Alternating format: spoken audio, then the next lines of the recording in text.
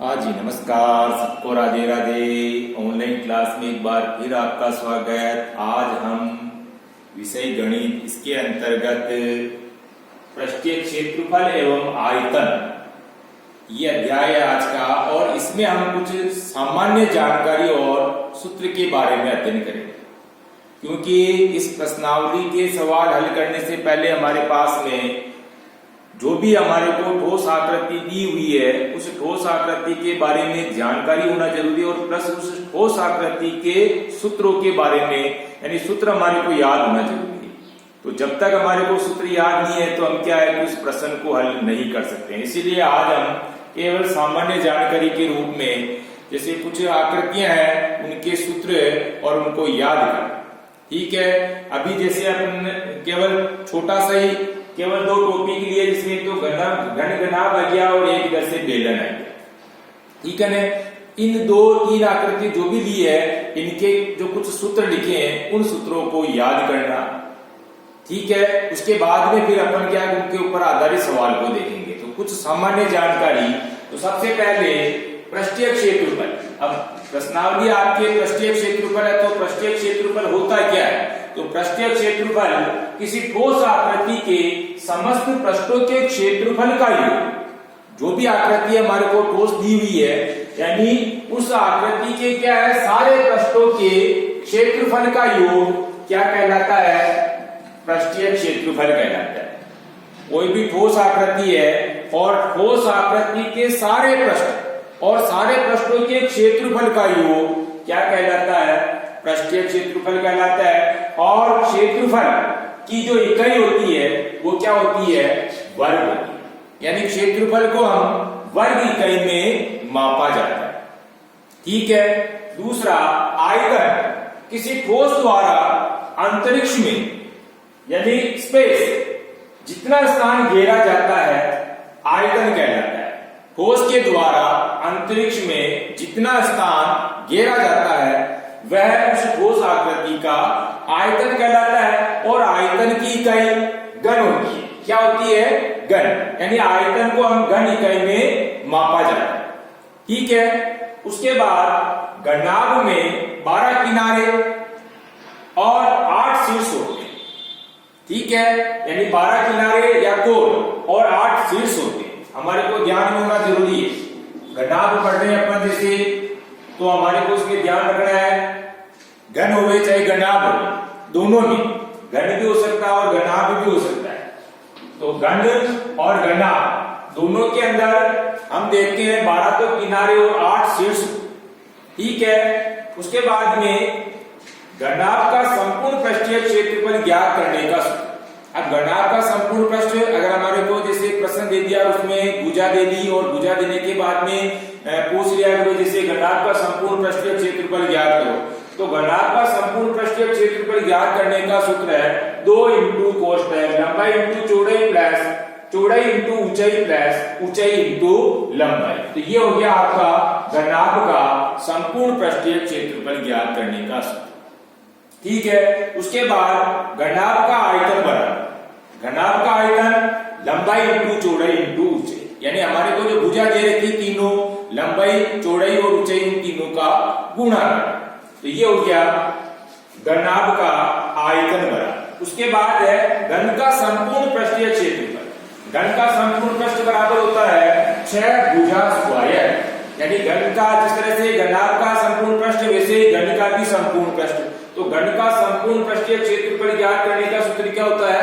6 भुजा स्क्वायर। इसी तरह से घन का आयतन बराबर होता है भुजा की।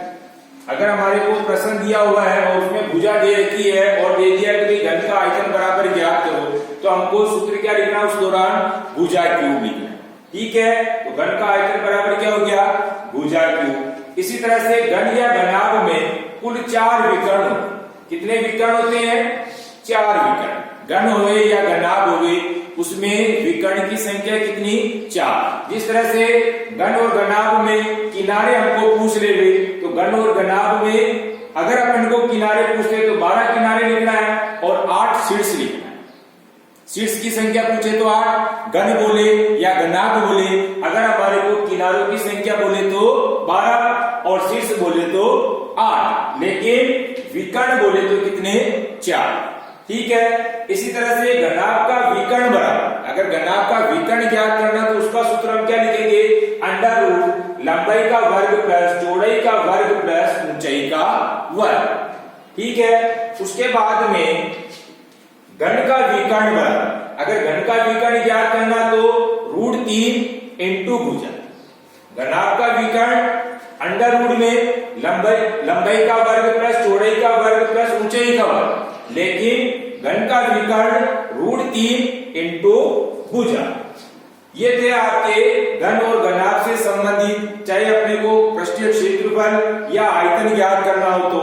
लेकिन अब जैसे आकृति अपने बेलनाकार बेलन की है तो बेलन का वक्र पृष्ठ बराबर, बेलन का वक्र पृष्ठ ज्ञात करने का सूत्र क्या होता है, तो बेलन का वक्र पृष्ठीय क्षेत्रफल बराबर 2πr(h). ठीक है, सूत्र क्या लिखेंगे हम, 2πr(h), किसका, बेलन का वक्र पृष्ठ का क्षेत्रफल ज्ञात करने का। ठीक है, उसके बाद बेलन का संपूर्ण पृष्ठीय क्षेत्रफल, अगर आकृति बेलनाकार है और प्रश्न में हमको पूछ रहे हैं कि बेलन का संपूर्ण पृष्ठीय क्षेत्रफल ज्ञात करो, तो इस दौरान हम सूत्र क्या लिखेंगे, 2πr कोष्टक r प्लस h। क्या लिखेंगे हम, 2πr कोष्टक में r प्लस h। अब यहां पर हमारे को ध्यान रखना है, पाई का मान 22/7 या 3.14। इसी तरह से r का मतलब क्या हो गया, त्रिज्या, और h का मतलब क्या हो गया, उसकी ऊंचाई।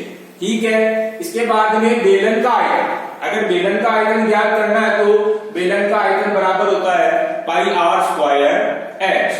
ठीक है, तो बेलन का आयतन ज्ञात करने का सूत्र हो गया आपके πr²h। इसी तरह से खोखला बेलन, अगर बेलन तो है लेकिन खोखला है तो खोखला या खोखले बेलन का संपूर्ण पृष्ठीय क्षेत्रफल ज्ञात करने का सूत्र, तो खोखले बेलन का संपूर्ण पृष्ठ बराबर क्या हो जाएगा, 2π कोष्टक r1 प्लस r2। पहला कोष्टक तो ये हो जाएगा, उसके बाद दूसरा कोष्टक r1 minus r2 plus h। यहाँ पर r1 और r2 यानी एक यानी r का मान यहाँ पर क्या अलग अलग है, एक बड़ी है और एक उसमें छोटी है, इसीलिए यहाँ पर r1 ये बड़ी हो गई और r2 ये छोटी हो गई। इसी तरह से यहाँ भी r1 और r2 आ रहा, r1 यानी बड़ी त्रिज्या और r2 यानी छोटी त्रिज्या। तो खोखला बेलन है तो त्रिज्या हमारे पास में 2 मिली। ठीक है, भीतरी और बाहरी, इसलिए बाहरी वाली तो क्या हो गई, बड़ी त्रिज्या हो जाएगी, और भीतरी यानी अंदर वाली वो इसमें छोटी हो जाएगी। तो खोखले बेलन का संपूर्ण पृष्ठीय क्षेत्रफल बराबर, अगर अपना सवाल में दिया हुआ है कि खोखला बेलन और खोखले बेलन का संपूर्ण पृष्ठीय क्षेत्रफल बराबर ज्ञात करो, तो उस दौरान हमको 2π कोष्टक r1 प्लस r2, पहला कोष्टक हो गया, उसके बाद दूसरा कोष्टक r1 minus r2 plus h, ये सूत्र हम इसमें काम में लेंगे। इसी तरह से खोखले बेलन का आयतन बराबर, अगर बेलन है लेकिन खोखला है और आयतन ज्ञात करना है तो उस दौरान हमको क्या करना है, पाई कोष्टक r1 का वर्ग माइनस r2 का वर्ग। यहाँ भी त्रिज्या डबल है, एक बड़ी त्रिज्या और एक छोटी त्रिज्या, इसलिए r1 का वर्ग माइनस r2 का वर्ग और इंटू h। तो सूत्र क्या हो गया इसका, पाई कोष्टक r1 का वर्ग माइनस r2 का वर्ग इंटू h। खोखले बेलन का आयतन बराबर। इसी तरह से बेलन के आधार का क्षेत्र, बेलन का आधार कैसा होता है, वृत्ताकार होता है, तो वृत्त का क्षेत्रफल क्या होता है, πr²। तो बेलन के आधार का क्षेत्रफल क्या हो गया, πr²। ठीक है, अब हम आज क्या करेंगे, जो सूत्र आज बताए आपको, इन सूत्रों को एक बार क्या करना है, HW की कॉपी में लिखना है और इनको याद भी करना। सूत्र याद होंगे तो हमारे लिए प्रश्नावली आसान है, और सूत्र याद नहीं तब हमारे लिए चाहे छोटा सवाल भी होगा तो वो हमारे लिए कठिन ही होगा। इसीलिए आज हमको HW के अंदर, HW की कॉपी के अंदर क्या करेंगे, सूत्रों को भी लिखेंगे और उनको याद भी करेंगे। ठीक है, सूत्र मैंने आपको कुछ लिखाए हैं, कुछ अगली क्लास में और लिखूंगा मैं, लेकिन आज की क्लास के दौरान केवल कुछ सामान्य जानकारी सूत्रों से संबंधित या जैसे कोई परिभाषा के रूप में, तो हमारे को इनको याद भी करना है और इनके जो सूत्र लिखाए हैं उन सूत्रों को याद भी करेंगे, लिखेंगे कॉपी में भी, HW की कॉपी में भी लिखना है और उनको याद भी। ठीक है, धन्यवाद, राधे राधे, जय श्री कृष्ण।